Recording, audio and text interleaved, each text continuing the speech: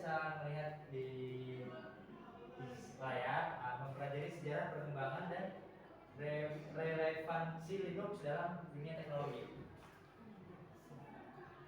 Dalam presentasi ini kita akan mengeksplor sejarah Linux, perbandingan dengan Unix, serta peran penting relevansi dalam dunia perangkat lunak saat ini.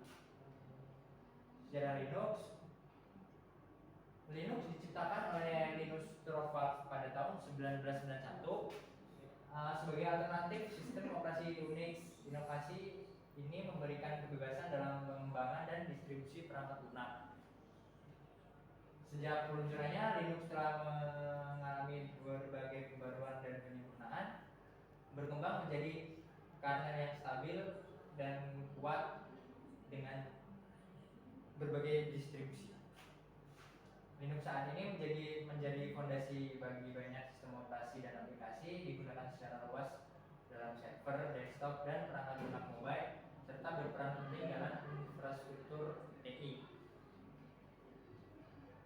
Nah, Linux dan VS Unix. Linux dan Unix memiliki arsitektur dasar yang mirip, tetapi Linux menawarkan fleksibilitas dan keberagaman dalam konfigurasi dan penggunaan. Unix dikenal dengan stabilitas dan keamanan yang kuat, serta Linux dikenal dengan keberagaman distribusinya dengan dukungan komunitas yang luas. Unix sering digunakan dalam lingkungan enterprise yang membutuhkan sistem dan stabil, sedangkan Linux menawarkan biaya rendah dan kemampuan kustomisasi. Nih, pembuat Linux ya guys ya, tapi ini versi A. Linus Torvalds adalah pengembang utama Linux yang memulai proyek ini sebagai hasil dari ketidakpuasan terhadap sistem operasi yang ada saat itu. Pengembangan Linux melibatkan kontribusi dari ribuan pengembang di seluruh dunia bekerja sama melalui model pengembangan open source. Komunitas Linux sangat aktif dalam mendukung pengembangan dan pemeliharaan distribusi Linux serta menyediakan dukungan dan sumber daya bagi pengguna. GNU, ya, GNU ya, GNU dan Linux. GNU itu baterai, kayaknya. GNU adalah proyek yang mendukung pengembangan perangkat lunak, mendukung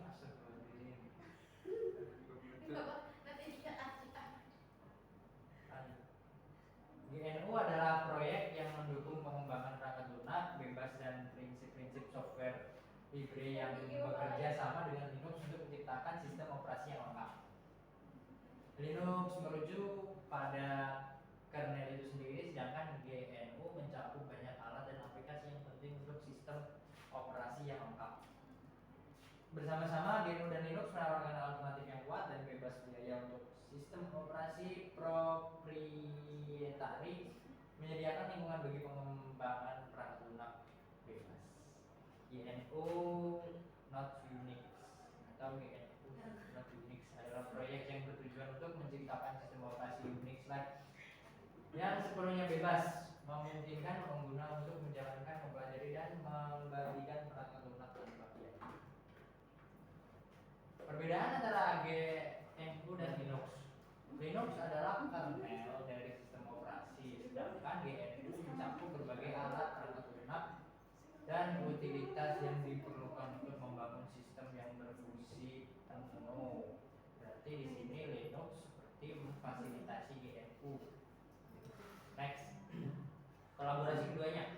Kolaborasi antara GNU dan Linux menciptakan sistem operasi lengkap yang dikenal sebagai GNU atau Linux. Belum. GNU atau Linux yang menjamin akses bebas dan penggunaan untuk semua orang. Next, distro Linux. Next, distro Linux atau distro adalah perangkat sistem operasi Linux lengkap yang mencakup kernel dan berbagai perangkat lunak serta alat pengguna. Alasan keberagaman distro. Ada banyak distribusi Linux karena perbedaan kebutuhan pengguna, tujuan proyek, dan filosofi pengembang menciptakan solusi untuk berbagai jenis pengguna. Banyak besar. Contoh distro populer. Beberapa distro populer termasuk Ubuntu, Fedora, Debian, dan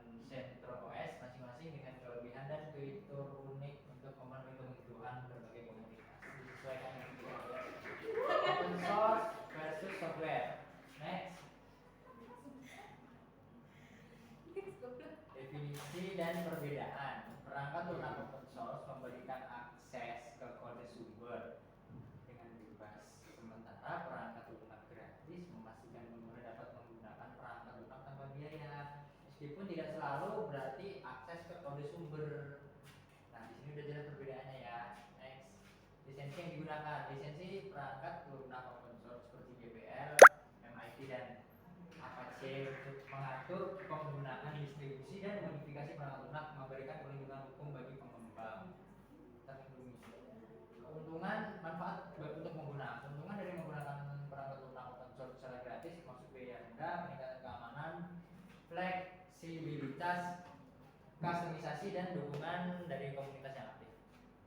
Linux saat ini, next, pengguna dalam industri Linux digunakan secara luas dalam server, superkomputer dan perangkat cloud, memberikan stabilitas dan efisiensi yang dibutuhkan oleh berbagai industri. Next,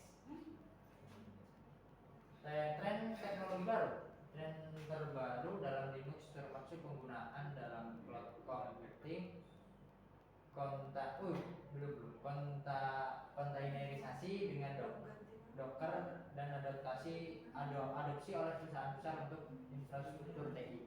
Next, masa depan Linux. Masa depan Linux terlihat cerah dengan terus berkembangnya komunitas, inovasi dalam teknologi dan adopsi yang semakin luas dalam berbagai aplikasi dan industri.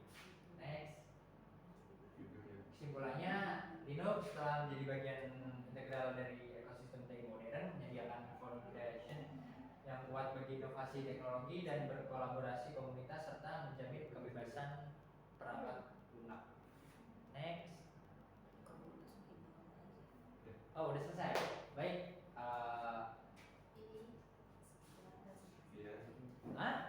Ini dia sekian presentasi dari saya, Muhammad Ibrahim Ilham.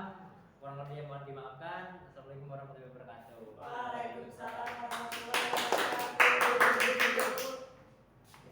Sampai kaki kan? Us. Enggak.